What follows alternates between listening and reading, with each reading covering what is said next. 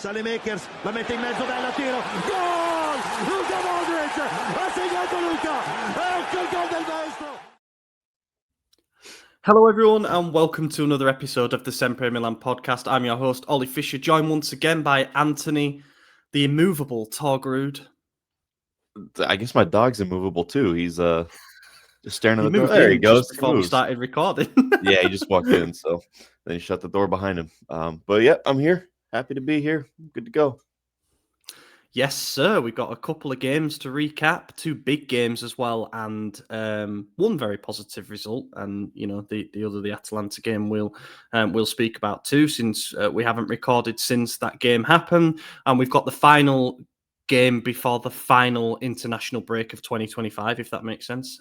Parma away from home, so it's a 3-game episode. Those are going to be rare this season. The one after and the one after will be 1-game episodes. So you know, it says a lot about the nature of our season. But yeah, with a rare midweek round to recap, we are going to plow on ahead, and mood vibes pretty good at the moment. Before we dive into the episode, wanted to say thank you to 2 new Substack founding members. As a reminder, I'm reading out the new guys and those existing loyal cohort that have been with us for weeks, months, even beyond that in some cases, are scrolling across the bottom there. The 2 new members, Reese Pagliante and Jack Haddon. Welcome to the Substack family, where you can find content such as, I don't have the screenshot prepared this time, that's my bad. You can find content such as the instant reaction pub chat from Lorenzo. The thumbnail for that is cracking me up. He's just going like that. It's like what's the thing, like the wartime poster, the Rosie Rosie the Riveter. Yeah. It's like that. Funny. It's great. But yeah, 13 minutes there. Lorenzo sat down literally right after doing the watch along that we had a watch along going for the Roma game, and it was great to see so many of you in there following along in the comments. It was great. We're going to try to do more of those, especially with games coming up like the derby. So thank you for those who followed. And he did also a quick post-match reaction video for those who weren't able to follow live. So you can find that on there. Isaac's most recent bonus article, Milan's 70 million euro striker dilemma. He goes into potential options for the January transfer window, how we found ourselves in this position with some previous investments kind of misfiring at the moment, and realistically, how much can we push the boat out economically when the window reopens. The most recent pub chat that Lorenzo and Stefano did together was a preview of the Roma game. Of course, you know, you might say that's now out of date, but you can go and see what they said and if they got some of their calls right on that particular game. The most recent bonus podcast that me and you did late last week was about Jerry Cardinale's interview with the Varsity podcast, where he spoke about Milan and Serie A in general, things that he hopes to change, difficulties that he's encountered, the idea of investment, etc. And then Carlo Pellegati's sort of indiscretion on the back of that about him potentially creating a new ownership vehicle for Milan to bond together with the Yankees and sort of go down that mega company FSG route. So yeah, we did nearly an hour on that. So go and check that out. As a reminder, try a week for free over on the Substack. If you like what you see, then it's €5 or $5 a month. So yeah, appreciate all the support over there. And let's get into it, shall we? Midweek trip to Bergamo has the same ring to me as Cold Tuesday night in Stoke. It just doesn't feel great, does it? No. It's ominous.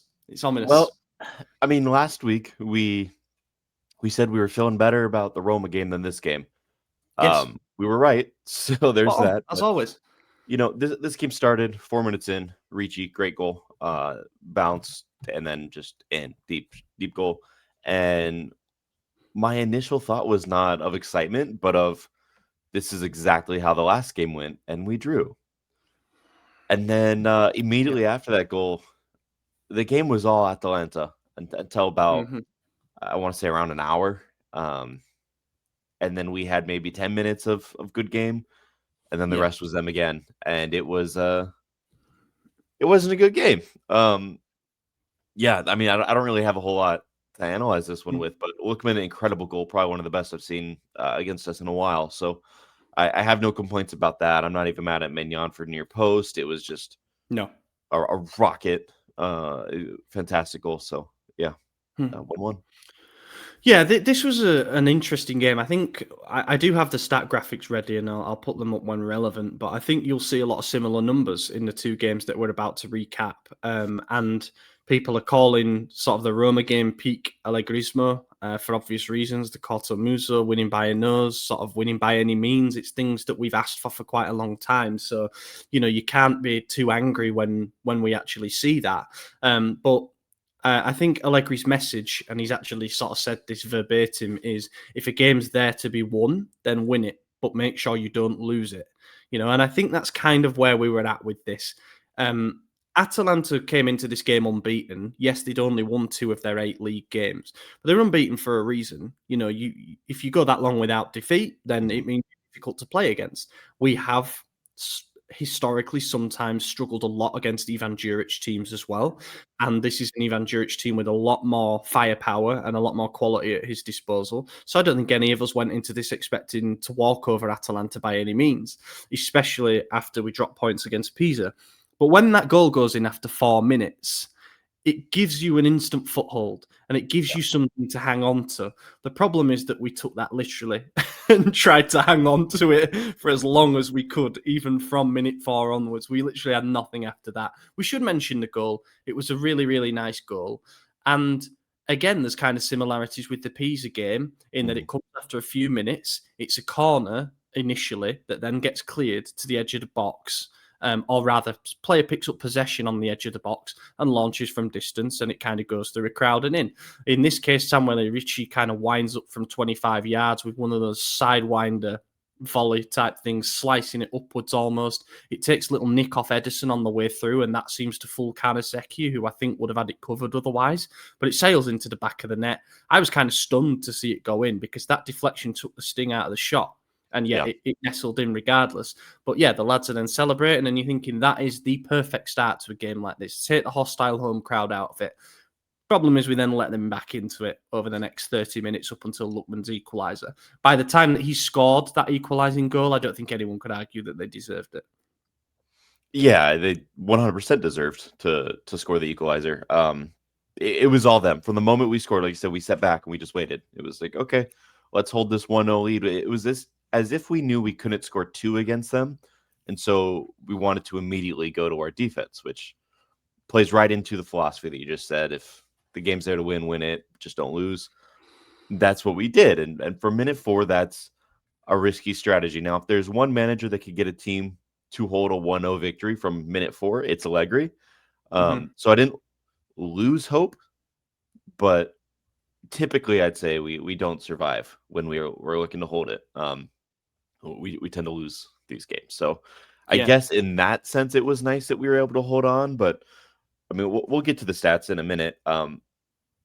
It was a very one-sided match, right? We weren't the top team here, and that's okay. You're not going to be the best team in every game. Now, knowing where they are in the table now and where they were at the time, maybe we should have been being the better team here. But injuries have riddled us again. Leao came off at halftime with a hip problem.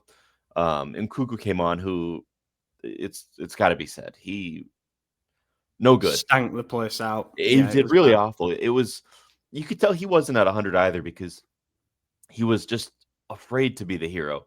Anytime he got the ball in the box, he looked for a pass instead of to shoot.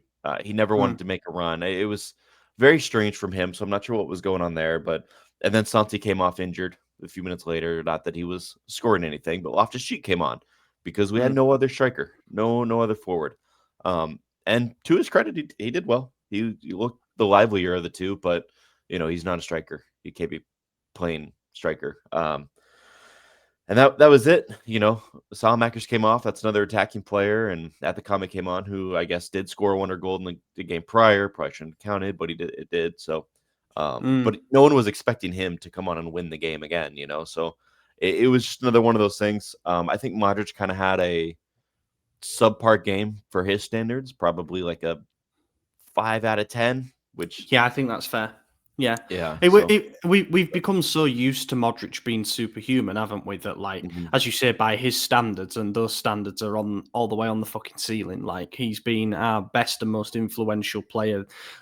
I say best. Obviously, Pulisic is winning points with every goal that he scores, but I think he's been our most influential player, Modric, in the way that he controls the game, dictates the tempo, orchestrates things from that deep lying midfield position. One that I never saw him playing. I think most of us saw him playing a bit further forward. However, he's done an incredible job there. The problem is, and I wrote a feature on this that you can find on the website. I think we might be squeezing every drop out of him a bit too soon. I think that the injuries to the midfield haven't helped in terms of being able to effectively rotate things. And thus he's over-relied on Modric, perhaps a bit more than he would have otherwise had to do. And I think that's why you see a performance like that. Just looking a little bit jaded, not as sharp, couple of uncharacteristic giveaways, including one that led up to the goal. But we're not going to sit here and berate him by any means. That drags his overall average down to what, like an 8.5 for the season. Exactly. So it is what it is. But I think that was just a little warning sign for me that if Modric isn't clicking, we're really going to struggle to get out of a situation where we're under siege and we're under pressure, because he is our outball. He is our, what they call it, like a pressure valve. He just takes off some of that heat when we need it. But yeah, there are some similarities and there's some differences with the Roma game. And I quite like doing these 2-game recap ones because we get to take the results as a pairing. So this point feels pretty good because of the game that we're going to talk about. However, one of the similarities, I think, is that after a first half that we spent largely under pressure, our best spell in both games came after the half-time whistle, proving that whatever adjustments Allegri made at the half clearly made a big impact. Yeah. The difference being that in Bergamo against Atalanta at the New Balance Arena, which I think sounds pretty tin pot, to be honest, but we scored early and then tried to hang on, whereas against Roma, we didn't get that early goal. It was a case of hanging in there and taking the first moment that we got. So you can argue there's a similarity there. We got one moment really in both halves and we took it, which is a positive sign. I think the problem in this game against Atalanta is that when you commit to defending a lead from early, you have to have an out ball. You have to have an outlet. You have to have something to get you out of your own third eventually. Now, with Pulisic, with Pulisic out and with Jimenez starting up front against Leao, alongside Leao, I thought that the obvious thing to do was to play Jimenez a little bit deeper, and you play Leao maybe more towards his left side. And if you're really, really under pressure, you can at the very least just knock it long to the left side, and Leao will have something to chase. And I think that's kind of what the plan was. The issue with that being that Leao was obviously not fit. And therefore, as you said, he had to come off at half-time, but you could tell that he wasn't running right. So the plan kind of unfurled from there. We were coughing the ball up an awful lot in our own half, which gave way to dangerous situations. And yeah, it felt like a matter of time until they scored. I thought our set-piece defending was pretty shaky as well. There was one that Hien should have scored at the far post. Maignan made a good save as well to deny Edison, I think it was. Or it might have been... There's one obviously late on Zappacosta, which it might have been another from Zappacosta. He made a couple of good saves anyway in the first half that kind of kept us in it. And then when that goal comes, you sort of say fair play.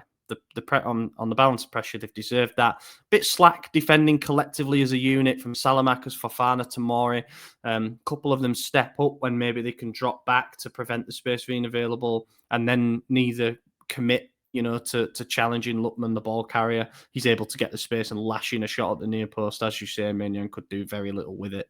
And then, RLC comes on at the break, and that's what gave us, I think, our foothold back into the game. Just having a bit of size up front, a focal point, somebody to aim at with crosses, somebody who can actually hang on to the ball rather than give it straight to the opponent.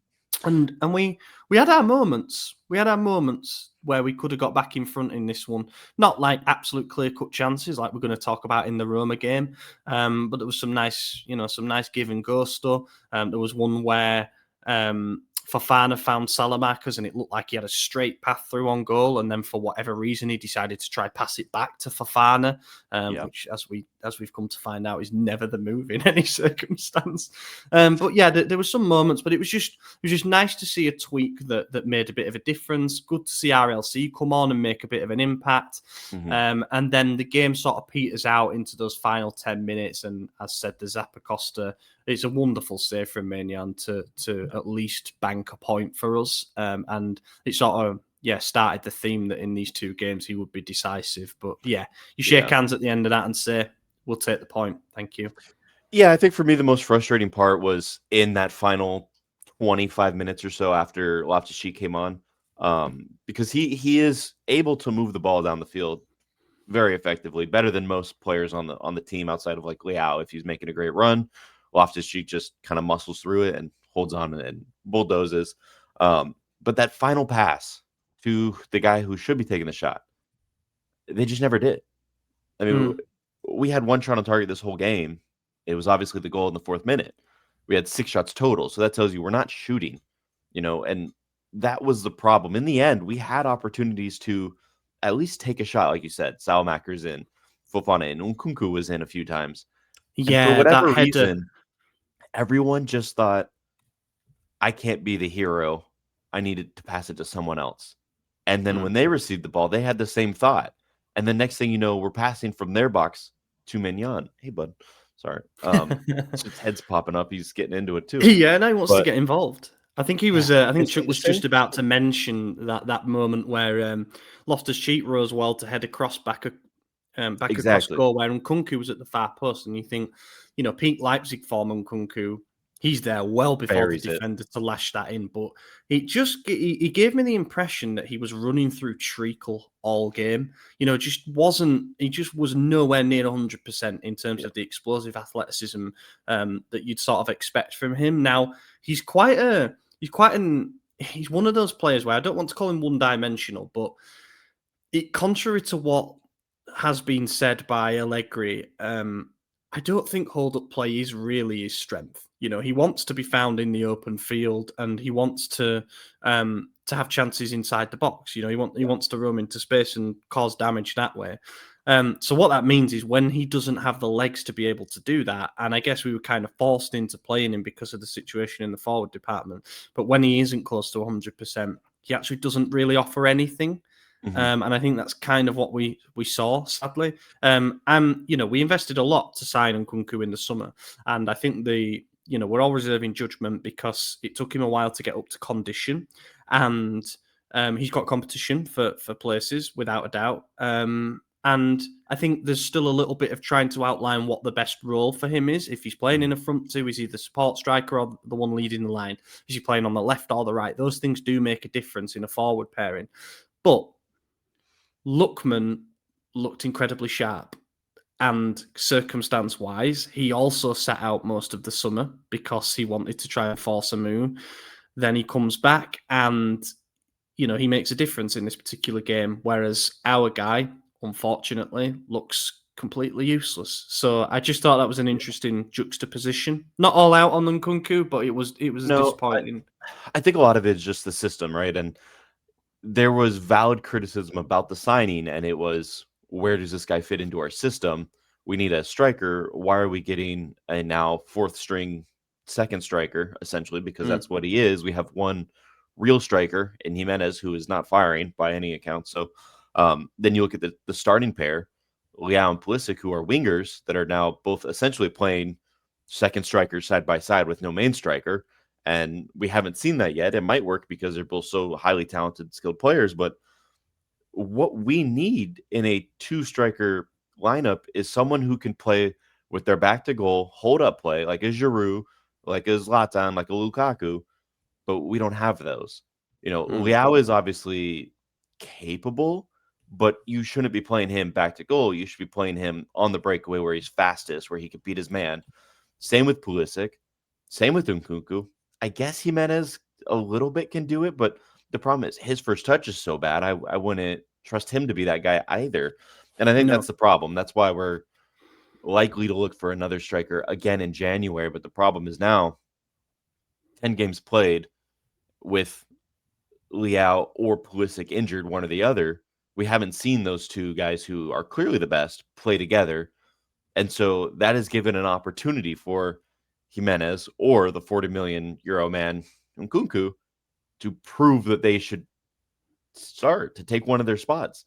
Neither of them are performing. They are combining for one goal, and it was Nkunku's incredible bicycle kick, but I believe that was in the cup. Yeah, and Jimenez scored in the cup as well, to be fair. So they're combining for 2 goals, 0 league goals. And that's not acceptable when Mm. you, like you said, they combined for almost 80 million euros between the two of them. You got to be getting more than 0 league goals in 10 league Mm. games. So I don't know. We have a serious problem up top. Luckily, Pulisic will be back this week, hopefully against Parma, maybe Yeah. after the break, most likely. But we might actually get to see him and Leao play together for the first time all season.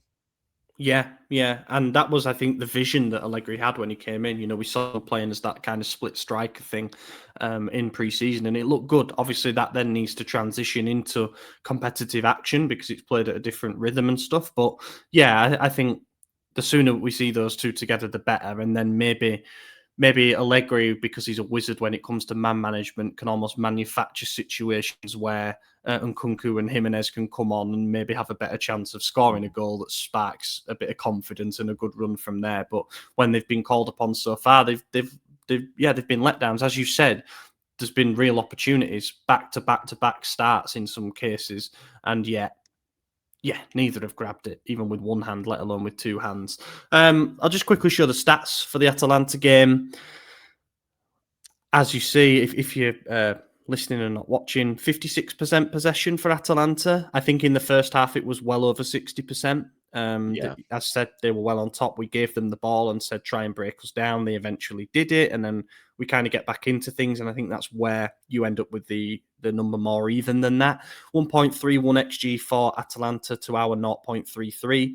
One big chance apiece. Interesting because that reflects the scoreline. 17 total shots to 6 for Atalanta. 3 shots on target to 1. 9 corners to 4. You look at that stat line and you think maybe if it were 2-1 Atalanta, then it won't be too out of the out of kilt there. But at the same time, I think I said 1-1 before the game, and I was quite happy to be right. You know, as I said, you just get out of there, keep the unbeaten run going to 9 games, all comps it was at that stage. And yeah, flop of the match for me. It feels bad to start with flop, but I am going to start with Nkunku after what we've just said. I thought he was a disappointment. I don't have the bottle to give it to Modric because I think that would be very unfair. Yeah, he was better. I thought Tomori, I'm just going to give a slight pass to. I thought he had his moments at the back where he was a little bit out of shape. He got hurt too, didn't he? He did, yeah. That's why I'm going to just give him a pass on this because he overstretched into a tackle. I can't remember who it was against, but I think it might have been Zappa Costa again. He was lively down that left side. And then he tried to play on with his knee clearly not right. And apparently he left the ground with a swollen knee. But, you know, fair enough for playing on. And I suppose it didn't end up costing us in the end. But yeah, I think that maybe affected his positioning on a couple of things. Your flop?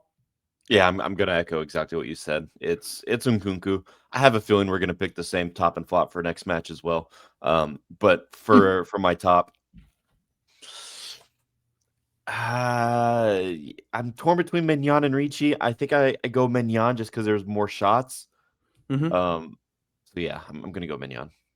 I'm gonna go with Ricci because I was really impressed with him in this game. I think logic would dictate that if, and I mean this in the nicest possible way, but if Modric isn't there to hold his hand, he would really struggle in a game like this and get completely overawed. Now, don't get me wrong, there were moments in that first half where the midfield was almost completely bypassed as a unit. However, I think this was his best performance and his most courageous performance since he joined us. I think he's kind of been hiding in the shadows in some of his starts so far, Ricci, but he seemed to take the momentum from that goal and he was more involved than the other two midfielders. And, you know, one's Fofana, fair enough, but yeah, the other is Modric. And I just, I saw a certain hustle to him and a bit of bite that's been missing, but also he was quite useful as an outball, you know, dribbling forward down the touchline and kind of combining well with Bartizaghi, who had a bit of a mixed game. But yeah, I just thought that was an improvement from what we've seen from quite a timid Ricci so far, and you know, hopefully from there onwards he goes. And Gattuso was there watching as well, so I think that could be important. I think the best thing for his career is being second fiddle to Modric this season. He's going to learn so much just by watching and learning next to him in practice. And and now playing next to him at the same time. I mean, it's improved him so much. So I have a hunch he might be breakout player next season if Modric does leave. We'll see. But yeah, I like Ricci as well. On to Roma. Yeah, on to Roma. Sunday night, San Siro, 6-point showdown. Pretty big, this one. We went into the game 3 points behind Roma in the standings, who have made an excellent start under Gianpiero Gasperini, especially defensively. They'd conceded 4 goals in 9 games coming into this one. The pressure was on a little bit because league leaders Napoli had dropped points at home to Como. In a 0-0 draw, I would have never called that in a million years because both teams are pretty good going forward. But yeah, 0-0. There we go. Calcio strikes again. And then in the hours prior to kick-off in this one, Inter won with a 94th minute own goal. And it's, they moved temporarily 3 points ahead of us. And it's like, oh, shit. And then you look at the table right before kick-off and it's like, we can really compact things by winning here. Roma are probably feeling the opportunity too. They've had the better of things recently, shall we say? Last season, what did they do last season? Was it 4 points they took from us? I can't remember, but I remember the 2 legs of the Europa League that got Pioli sacked and things. We drew with them at home last season. Yeah, I know that. 1-1 that got Fonseca sacked. Yeah. And then, I think we lost away. We definitely did. Yeah. So they've had things over us a little bit recently, and they made a good start under Gasperini. So they're probably thinking we can win and go outright top of the table. So there's as much motivation in it for them. But yeah, we win, and all of a sudden you've got 4 teams separated at the top by 1 point. And when we did, it was a pretty ropey first half again. I'm not going to lie, right? And I think Allegri alluded to this in his post-match comments. Those opening 35 minutes, Roma deserved to be a goal up at least. For all the pressure that they had and all the dominance that they had, we could not get out of our own half. Now, was that by design? Did we set a trap for them to kind of exhaust themselves in that first half and just keep them out? I don't think so. I think we fell into the same problems that we had in the Atalanta game, where this time not defending a lead, just basically trying to keep parity.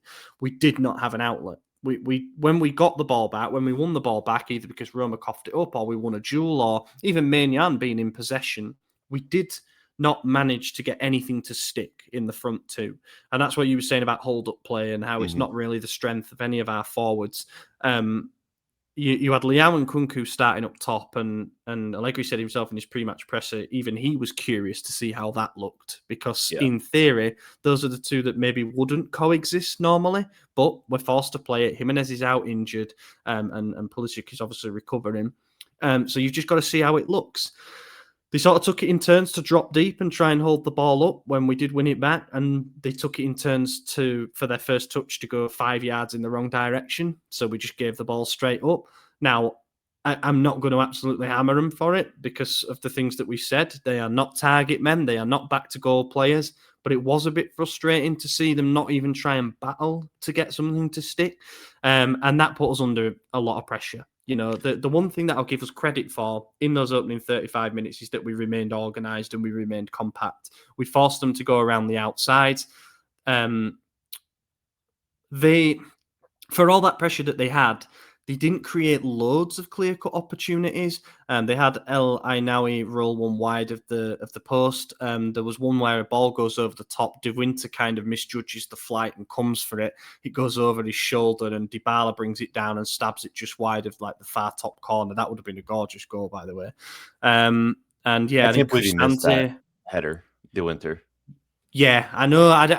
That's sort of been the story for De Winter so far. I think he's had, he's starting to get some opportunities after spending a lot of games on the bench just watching Tomori and maybe Pavlovic to an extent and thinking they have to make a mistake for me to get back in.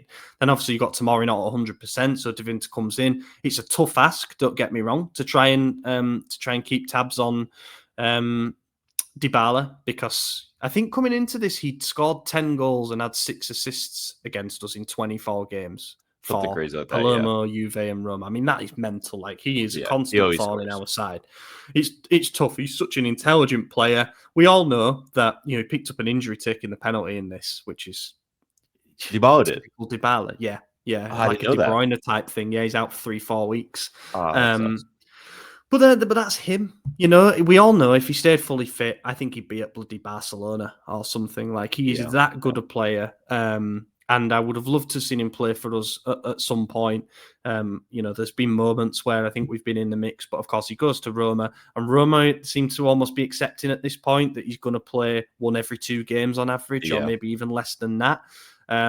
He's been good. He's been important. Don't get me wrong. And I was fearful of his presence coming into this game. But yeah, he didn't take that chance, thankfully for us. And then there was just a spat. There was just a moment. And funnily enough, it comes from the first pass of this particular move. It's the ball travels. I think Syria had the ball traveling 87 meters in 13.6 seconds, which is about the length of the distance that Pavlovic covered too. But this first pass starts from Richie right on our byline. So you can't get any further back in terms of starting a move. And I think that says a lot about our first half. That's where we had to start one of our attacks from. Yeah. Passes it in. Oh, sorry, it might not have been Richie. I think it was Richie Richie to then plays the out. Saelemaekers to Leao to Pavlovic. Right, there we go. Thank you. Yeah. Then ball gets worked to Leao pretty much on the halfway line. Interestingly, he's hugging that left touchline, which is not where you would expect him to be in this new front two thing. But good to see him use a bit of instinct, or maybe it was tactical instruction from Allegri to move out there and to become that out ball that we needed. Pick the ball up, drive it forward. You can just see the fear in Evan and Dika's eyes when he realizes that he's got no one for cover. Someone pointed out in a video that's doing the rounds on Twitter, Gianluca Mancini. And I must admit, I'm a Mancini fan, not as a bloke. Do not like the bloke. He's a horrible player. If he played for us, though, I'd love him. I think he's a fantastic defender. I think he's probably been one of Roma's biggest strengths this season in their defensive record and everything. But in this particular moment, you just see Mancini trotting back, and you just see Pavlovic fly past him to get on the end of it. And by the end, he's like 10 yards behind Pavlovic, which shows, I think, Pavlovic's underrated pace, to be honest. Because when he gets in full gallop, he's a quick got boy. some legs on him. Yeah, he's got some legs on him. And gets perfectly on the end of Rafael Leao's cutback. Striker's finish. Take note, lads, hit it low and hard. You can't miss the target then. And in goes the goal. And against a run of play would be an understatement. Yes, it would. I have the momentum graph up here. And in the first half, that's the only time in the first half where the momentum is red and black. The rest is Roma the entire way through. We carried that momentum, obviously, into the start of the second half. Multiple opportunities, multiple chances. But then it went back to them, and then back to us with another one, and then back to them with a bunch more, and then back to us with one more, and then them the rest of the game. And it really was one of those games where nonstop action. I mean, I think this is a good one to actually throw the stats up early, just because. Yeah, I'll get them up. I don't know if words can do it enough. Like, I don't have enough hyperbole in me to explain this game. Look at this XG, basically 3.5 to 2. That's insanity. And then for it to end 1-0 is just peak Serie A. But 37 total shots in this game, 17 for us, 20 for them. We had 8 on target. They had 6. 7 corners for us, 8 corners for them. I mean, it really was a barn burner that only had 1 goal. If you haven't watched this game, if you were unfortunate enough to miss it, do yourself a favor. After you're done listening to this entire podcast in full, don't miss a minute. Course. Yeah. Go to YouTube. Just look at the highlights, man. The 9-minute thing from CBS that they put out there, they call it the extended highlights. It wasn't long enough for this game. Stressful to watch. It was just such a fun game that I wish I got to enjoy it as a neutral, because I would have said this was game of the year. But because I had a lot on the line here, and I'm in a bar with the Roma fan club unknowingly. They showed up unannounced, unexpected, uninvited. There was like 6 or 7 of them. Things were going mostly Roma in the beginning, so I was like, "Oh shit, here we go!" And then we scored, and they all went outside at the end of the first half. Every single one of them just started walking out. And where we're at, we're by the door, and there's a huge window that just opens up so you can see outside, and there's tables there that people could sit. So I turn those, I go, "Leaving already?" And we're just taking a photo. And I was like, "Oh, don't come back in. Why are you taking a photo? You're losing." But they took a photo. They came back in. bitched some more, and then left immediately at full time. Didn't say good game, didn't say anything, just left. And I was like, yeah, why'd you come to our bar? This is our place. But fantastic game. I don't have enough words for it. And yeah, if you've just been listening, you haven't seen it, but the reason Ollie's doing all of the heavy lifting is I keep having to mute myself and coughing. My throat is not 100%. Mate, you've had that for a while. I know. Trust me. It's pissing me off, but yeah. Yeah. I put a tweet out after the game and I said that this was a beautifully ugly win, and I sort of stand by that. I think that this kind of is peak. It is a peak Allegri win, really. I mean, you look at the stats that we've got up here.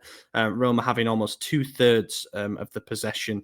I've just realised the red on that should be on the other side.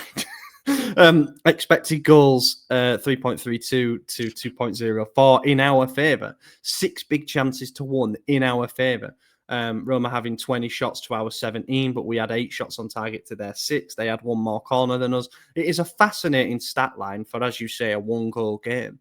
And, even then it doesn't do justice to the amount of drama that there was within it. This was a real good spectacle. Sometimes the Sunday night games don't deliver in Serie A. They can turn into kind of tactical chess matches. And I think we got a bit of that in the first half an hour, say.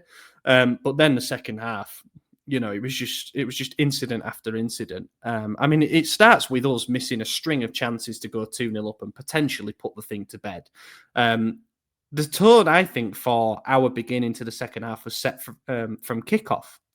When we did that routine where the ball gets passed back and we had 4 runners at least just bomb forward towards the Roma box. And then there's a bit of a knockdown and Samuel Ricci's going for a repeat of the Atalanta goal. He volleys it just wide from the edge of the box, but it's right, okay. That, we've started positively. We started on the front foot. Then Leao gets a bit of space to shoot down the left side of the box. I'll call it Lookman range in terms of where it was at the goal that we conceded against Atalanta, but Svilar makes a good save. He said after the game that was the toughest save that he had to make because he hit it so hard at the near post. Then the goal that we absolutely have to score, in my opinion, it's not an opinion, actually, it's very, very factual. This chance fell to Leao too. It was a good bit of play down the right and then across to the far stick. And then kind of a ricochet inside the box. And Ricci's trying to go for it. And Svilar spills it. And you just see time freeze. And Svilar's out of the action because he's just parried the ball. And it's Leao on the edge of the 6-yard box with pretty much 2/3 of the goal to aim at. Empty net. Who does he hit it at? Straight at Mario Hermoso on the line. So yes, that was the third one. But there was 3 hits in that. There was the initial one that Svilar saves. Oh, yeah. The second one that I don't remember who it falls to, but they hit it right into Svilar, who's lying down because he just made a save. Could have hit it anywhere else. Yeah, and then it bounced to Leao, who then, of course, Mario Hermoso saves it. There was another one that just left me dumbfounded, and I believe it came from a corner or across damn near the corner.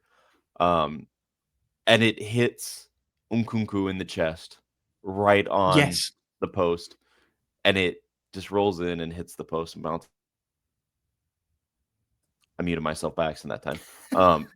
And I'm just thinking, this guy can't do anything. What's going on with him? I mean, as a striker, your instinct should always be, I had the ball, kick. You should always have that. And when it hits his chest, it's not like it hits him so hard that it deflects really hard, fast, and you can't get it. It hits him.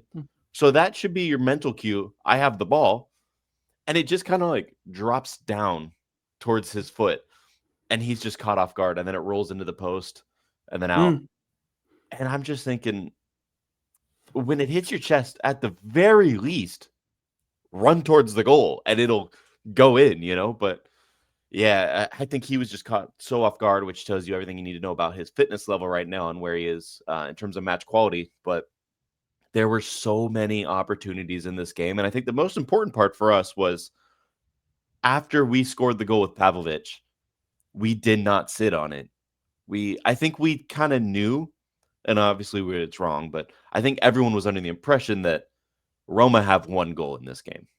So we need at least 2 because we carried from that moment right up until the penalty, nonstop, just shot after shot after shot. I mean, that was seriously every chance we had was in that moment. And Yeah. props to Vilar, because a normal goalkeeper is letting in 3 or 4 of those. I mean, there was a moment where I think we could have had like 8. It was that type of game where 6 big chances. I would have to look back and find the last time that we had that, but that doesn't feel exaggerative because sometimes you can say it's kind of subjective what they quantify as a big chance, but yeah, it certainly felt like that. I mean, I've completely glossed over one of them that actually happened before half time. We should have been 2-0 up before half time when Bartizaghi pulls it back to Fofana near the penalty spot, and again he inexplicably misses the target. If we 2 of hadn't have those. won this game, if we hadn't have won this game, him and Leao would have had blood on their hands for this one.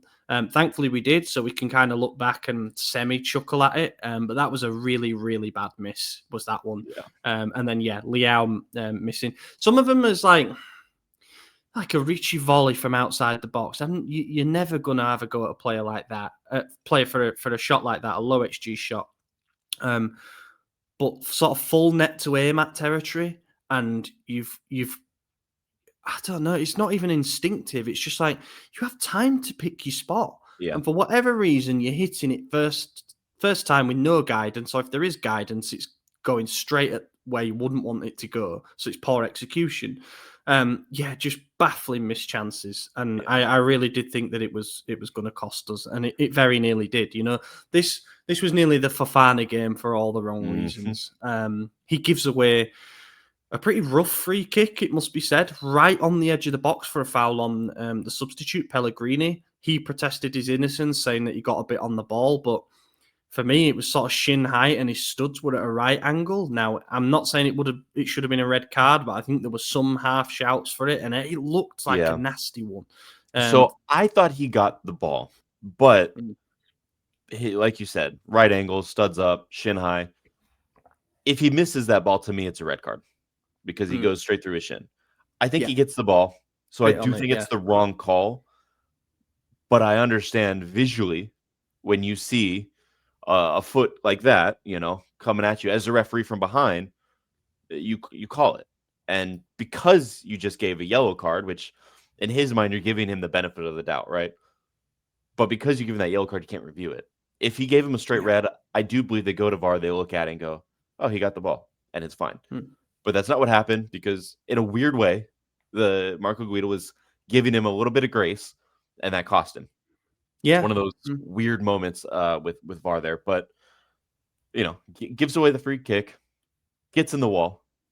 And mind you, this is less than a week after De Winter gets a handball by being in the wall on a free kick that he gave away. And De Winter's was a lot less egregious. I said last week, it was like he was posting up and it was just they kicked the ball at his arm at the wrong time when he wasn't quite ready yet. This one, Fofana jumps in the air, turns away, and then puts his hand out on the way he's turning. There's no, that's not even natural. When you're in the wall. It's like that, and it's so. This is where I'm. Yeah, so this is where I'm like, there's all the buzzwords that are included in the handball stuff about like natural body position and not enlarging your frame and that kind of thing. It's a tough one, because would I really like to stand in front of a Paulo Dybala free kick, for example? Not particularly, no. Not when you really are 10 yards away. It was right on the edge of the box. But, if you cover your face like that by putting your arm across it, I think you're fine. Honestly, if that hits sort of the front of your elbow, I think you might get away with it, because you're not making yourself bigger. If you then turn away with it at the same time, you're making yourself bigger. And then there's a really incriminating photo. I'd have to dig it out, but that at the time, emotions are high. I'm like, he can't give that. Like he's covering himself. You can't be giving those, otherwise. But then, obviously, we win, which helps. You can see everything through a more positive lens. But when you see the picture and you sort of see the slow-mo replay, you're like, no, you had to give that. We would want that given in our favour too. It's a bit naive, it's a bit daft, and I I didn't feel for him because obviously I was pissed off because there's some really naive mistakes in there that really could have cost us 2 points, but or even more. I But I that was just happens, and you're thinking like, oh, get him out exactly. of there. Yeah, just get him out of here. Not like this. Not again. Not after the Pisa game. Like we've done so well. What minute was the penalty at? It was I gotta It find it. was 80 just before seconds. the 8. Yeah. So it's I mean, well that's when he took it. So yeah, the penalty shout itself was probably around 79th, 78th. But Yeah. I'm thinking the final 10 minutes of this game, don't do me like this. Prior to kickoff, I'm there at the bar with Badair. Sorry, And I'm just displaying yeah, a thing. clear as day You got to penalty. give that. You got to Clear give as that. day. And Yeah. honestly, to his right, was that Nkunku? I can't sorry. tell because he got rid of he changed his hair, but I think that's Nkunku. Well, he's doing the same thing with his arm. It's just further down. So Yeah, I mean, it whichever, could have been either of them. whoever, like if you're in the wall, you need to sign a pact. I will get hit with the ball. Look at Pavlovic and Bartazagi to his left. Bartazagi's Pavlovic 19. is staring straight at the ball. He's Pavlovic is a bring it madman, on. so Yeah. it is what it is with him. But Bartazagi is 19, and same thing. He's covering his nads because, of course, that's fine. Liao's not. That's a little sus, but okay. Well, he's just had at twins, least so a vasectomy might not be the worst. yeah, he's like, I'm done with that. But the other guys, what are you doing, man? And when you're Pellegrini taking that ball, you know who's gonna buckle, right? Yeah. You know it's not Pavlovic. Mm. Maybe you say Liao because he's a star boy. He doesn't want to get hurt. You could probably say Bartazagi because he's a teenager, but he doesn't. But you look at the other guys. You go, Fofana's had a dog shit game. Nkunku has not done anything all season. Those are the guys I'm aiming at, and it worked in his favor. But prior to the game, I was sitting there with Badair, and we're talking about penalties and how Milinkovic-Savic has saved so many consecutively. He's kept Napoli in this thing. And then we said, Mike's struggled. He's saved 1 in 16. And then he made the argument that actually that's about average. Let's find the percentage. And sure enough, it's about a 20% save in his career, which is on average. We looked at Sommer, and he's on 17. So very similar. Mm-hmm. Mike is actually right there on average, a little bit above the rest of the pack. Dybala has never missed a penalty for Roma. He's on 18 straight penalty goals. And then this goes down, and I'm thinking, here we go. This is exactly what I'm fucking talking about. We got a guy who can't save a penalty versus a guy who can't miss a penalty.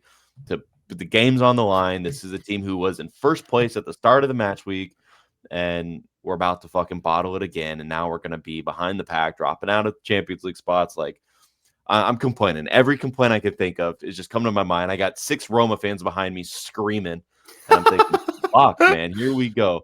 And this is the other funny part. I'm saying that free kick wasn't a free kick, right? And they're screaming, give him a red, give him a red. This was just live. It was my initial reaction before I saw the replay. And I'm saying, hey, give it to him. Ball doesn't lie. Ball doesn't lie. I'm doing that thing. Kicks the ball. I don't even see it's a penalty. It hits the wall. I turn around, full flex like Saelemaekers after the save. And I scream, ball doesn't lie. Everyone's like, bro, it's a penalty. And I said, no. I look like a fool. That feels like some instant karma stuff, to be fair. But then it was to follow on, as it turns out. Made the save, and sure enough, I did it a second time. Turned around, ball doesn't lie, even though it 100% was a penalty. But yeah, that was quite the emotional roller coaster for 3 minutes. Look at it. There we go.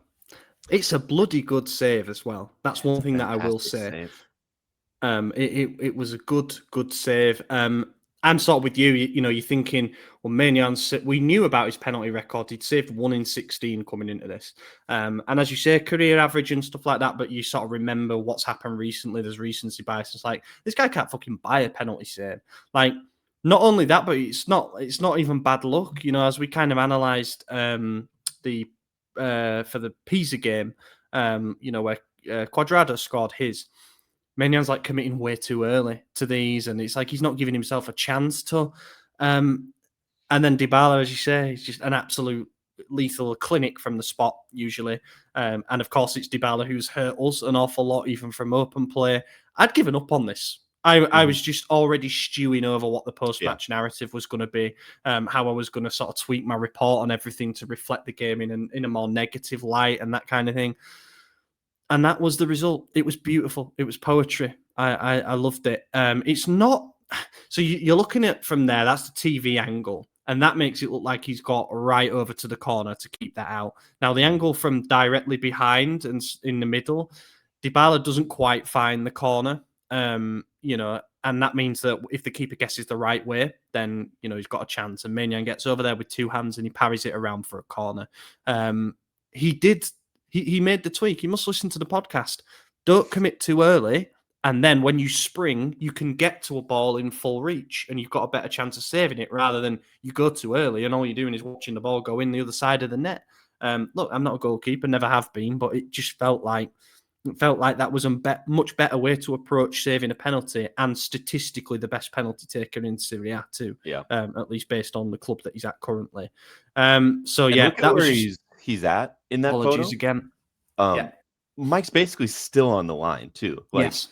We're talking about a true modern 2025 great penalty save, because 6 years ago, he's on the 9-yard line. Like he's way up there.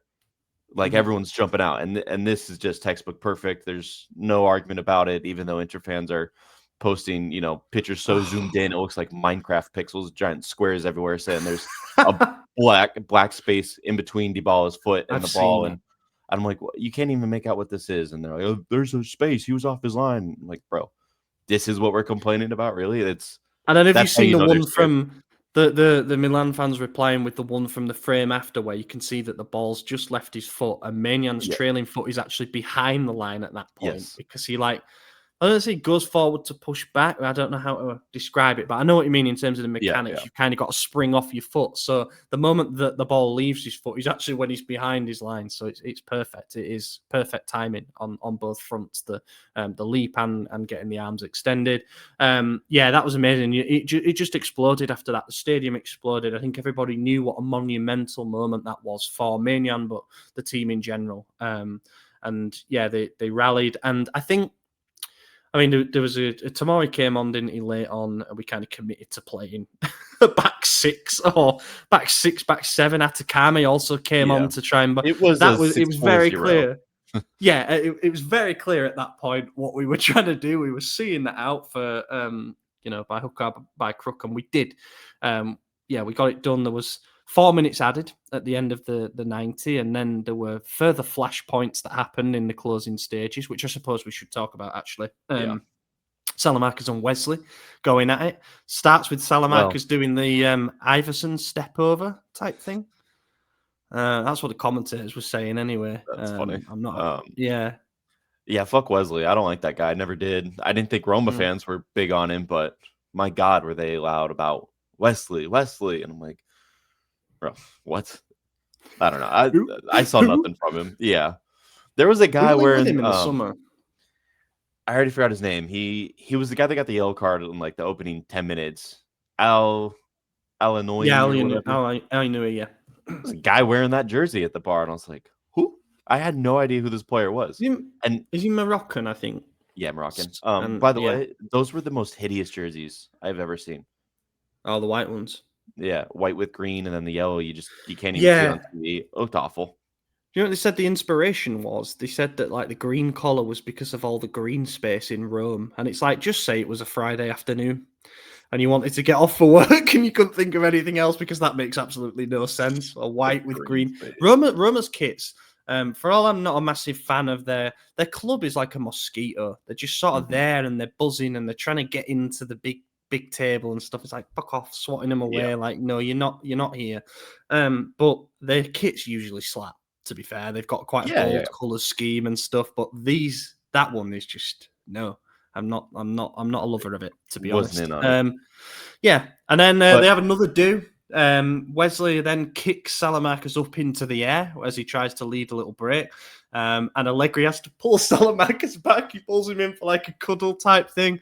I have got the image somewhere which I'll pop up. But yeah, I thought that was, for me, and I want to mention Saelemaekers again here because he was actually at the centre of something that I thought perfectly symbolised Allegri's management. There he is. He's pulling Saelemaekers away. Dybala's gone over to kind of be, I guess instigate. He's clearly having a pop at Saelemaekers there, but Allegri's got his arm around Dybala, who he knows well from his time at Juventus, just as Wesley's trying to get over to confront him.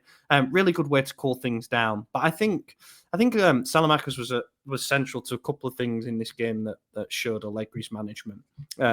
First of all, he tweaked his role in the first half. When we were massively under pressure, he moved him to playing centrally. Now, I don't know what the system was at that point. I think it was almost asymmetrical, but you recognise that we couldn't get out of our own half and that the two forwards weren't trapping the ball. So he had Saelemaekers kind of play behind them, and he picked it up and he spun constantly. He just constantly turned his man and tried to drive us forward. That was a really smart bit of in-game change to, I think, just get a foot on the ladder in the game really and hold on to the ball rather than coughing it up in the forward areas. And then you see that's the man management side of things, just cooling everything down and making sure Saelemaekers didn't do anything rash. He's fired up. It's a game against his old club, the club that didn't stump up the cash to buy him despite the fact that he played so well last season. He's got a lot of teammates there, but in some ways, because he was playing left wing back towards the end of last season, in some ways Wesley's his replacement. So, he wants to try and get one over on the guy that stepped in for him. I thought that was an interesting one. Then you had Leao went down with cramp in the closing stages and they wouldn't kick the ball out. So Bartazagi steps up to Baldanzi and just hip checks him like in ice hockey and sends the ball guy flying yards away. I thought that was a mad moment, and that was a well-earned yellow card. But yeah, honestly, I wish we could just do there's one more moment. There's one more moment we have to talk about. After the penalty save, Saelemaekers turns around, celebrates the goal, well within his right, doesn't go up to anyone, but he faces away from Maignan. Marco Guida is walking almost like, if this is Saelemaekers, he's walking, kind of diagonal, sees him celebrate, turns in, leans in, says something, but if you zoom in, you see he steps on Saelemaekers. You could say, okay, accident, whatever. That I'll give you, maybe it wasn't accidental. But then afterwards, Saelemaekers steps up and turns away because, you just got stepped on by the referee. You can't retaliate. Then you see him kick Saelemaekers' foot from underneath. Yes. It's small. It's a light kick, but it's a kick nonetheless. And as the referee, you are... Yeah, okay. So that was the first part. Yeah. That's the step on the right. You don't see the kick, but it's with that Guida's right foot kicking the same foot there. But as the referee, you're the keeper of order. You're the moral compass. You can't be baited, and you're going to be players are going to attempt to, right? You can't be instigated. You can't be baited, and you certainly cannot attack a player. And this is not an isolated incident. This is a guy who faced a suspension for telling a player a few years back on field that he was going to fucking kill him because he got baited that hard. This is a guy who has made his allegiance to Napoli known and said he refuses to referee Napoli games because he doesn't want to be, biased or whatever, which fair enough. I respect that. But then he goes and does VAR for Inter games and has a questionable call there, which, decided the season last year. So say what you will about it.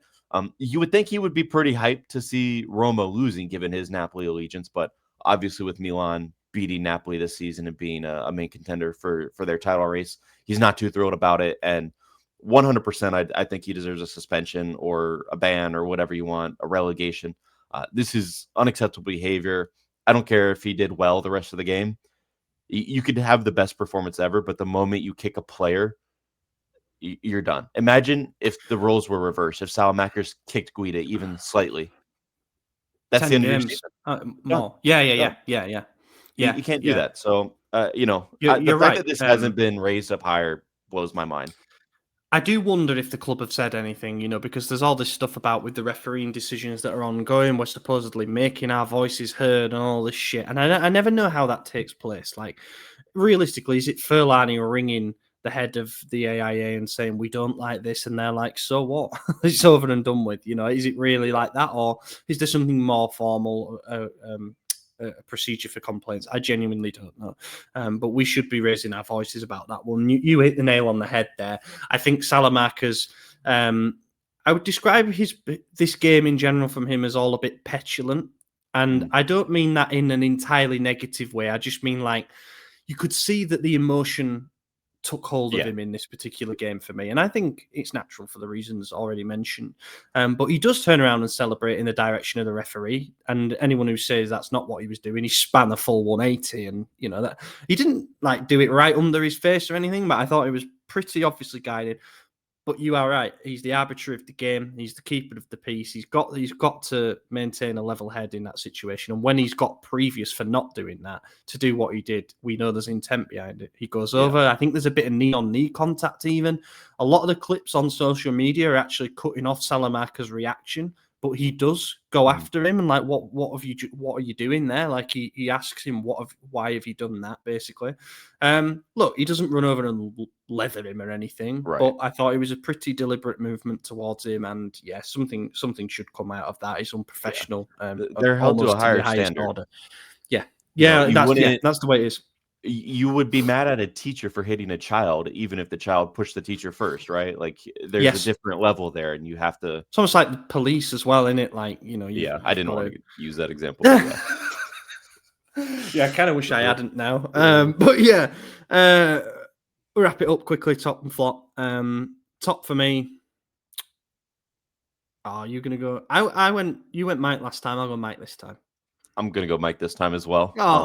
Raphael. We might be same all around, but I'm also going Fofana for flop. I think that's the obvious choice. Has to be. I go so far as to say I think that's the game that costs him his starting spot. It felt like a sliding doors moment with Jashari being back on the bench too. Obviously, he needs some time to get back to fitness because he's a broken fibula, and he'll be out of match rhythm, to the highest order. But I just think, after the international break, that might be it. Especially with Rabiot coming back after the break too. I think Fofana could potentially find himself down there. I know Allegri has his loyalists and his players that he really likes because of what they offer in terms of work rate. I think in the middle third of the pitch, Fofana's pretty useful, actually. He wins a lot. He does a lot of dirty work. He does a lot of running for Modric, and he does a lot of support for Saelemaekers in the centre-back. Sometimes good, sometimes bad. But I just think that those errors are stacking up now. You know, it was one brain-dead moment after another, and I think Allegri hates that. He hates those kind of things that can cost a team a game. So we'll see what happens. Speaking of which, Parma, we're overrunning here, so we'll do a quick preview of it. Right, where are Parma in the league? They are currently down in, they're 16th. They've only got 7 points from 10 games. One thing I will say is that the bottom of the Serie A table is all a bit mad at the moment. Fiorentina have finally sacked Pioli, having gone winless in 10 games. Oh, they did sack him? They've sacked him. Wow. Now, officially, there's all stuff about him holding out for a bigger payout and things, which I don't really blame him for. But anyway, he had to go, didn't he? I think, the whole other thing. Verona down there. Genoa got their first win of the season last night. A big one against Sassuolo away from home. It sounds like De Rossi's going there to take over from Patrick Vieira, which is interesting because I kind of want to see how De Rossi's coaching career progresses after he sort of got bombed out of Roma. Pisa, and then you got Parma in 16th place. In terms of their recent results, they got beat in the Emilian Derby 3-1 by Bologna at the weekend. They also lost away against Roma before that. Prior to that, 2 consecutive 0-0 draws against Genoa and Como. Then they lost 1-0 to Lecce before that. So they're struggling. They're struggling for goals. They're struggling for wins. I think we all kind of predicted a relegation battle awaiting for them. So it's not a shock to see them down there. In terms of the lineup that they had for the last game, Zion Suzuki in goal. Zion. He's one to watch because we know that we're interested in him for the potential post-Maignan era. They played a back four of Del Prato, Cercati, Valenti, and Brichki. I don't really know who that is, to be honest. Mandela, Keita, Estevez, and Ordonez were the midfield three. Bernabe, he's another one to watch. I quite like him. He's formerly of Man City's youth academy, and we've been linked with him. Played as a number 10, and he got the goal against Bologna in the last game. And he had Benedjak and Pellegrino up front. Nobody really... Milan Djuric came off the bench. worrying. He likes a goal against us, doesn't he? Yeah. And Patrick Catrone came off the bench. I didn't know he was there. That's crazy. Fucked that way. I think this is a game that we only play it. So we've played 10 games. Obviously, we've got 9 to go until the midway point of the season. On paper, our tough games in terms of teams in the top 8 to come are Inter and Como up until the halfway point of the season. I'd say we've got Como, but we've also got a really Lazio. tough run. We got a really tough run out of the way there in the games that we just played, and we got 8 points from the games against Napoli, Roma, Juve, and Atalanta. If you extend that to Bologna, because they're currently in 5th, then we got 11 points from 5 Still my games. talking points. Oh, I'm sorry. But yeah, that's another mark in Allegri's favour, is our record in these big, what they call 6-pointers or direct clashes in Italy has massively improved.